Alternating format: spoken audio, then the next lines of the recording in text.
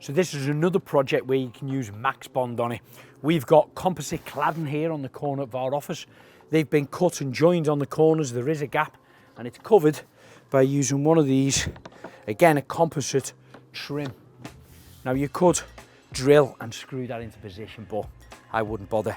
I'd just use your Max Bond.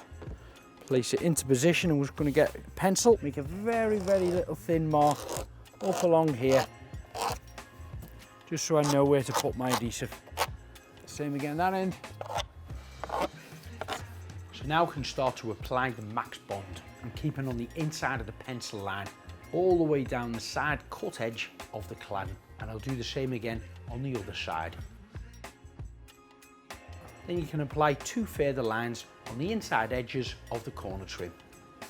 Now you can use your Max Bond both indoors and outdoors, even if the surfaces are a little bit damp, but it's best to try and get them as dry as possible, and if needed, it can be painted over. Now Max Bond has great grab adhesion properties. It's cured within about 20 minutes, and once fully cured, still remains flexible.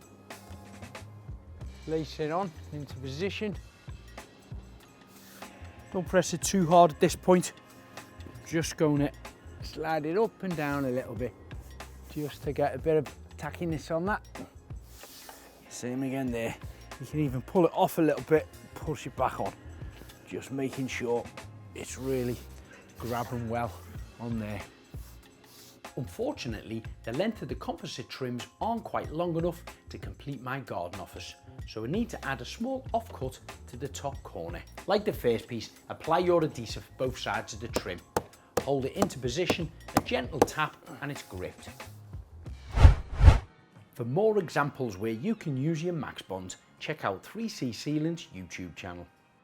If you like our videos, don't forget to ring the bell so you can be notified for our new videos.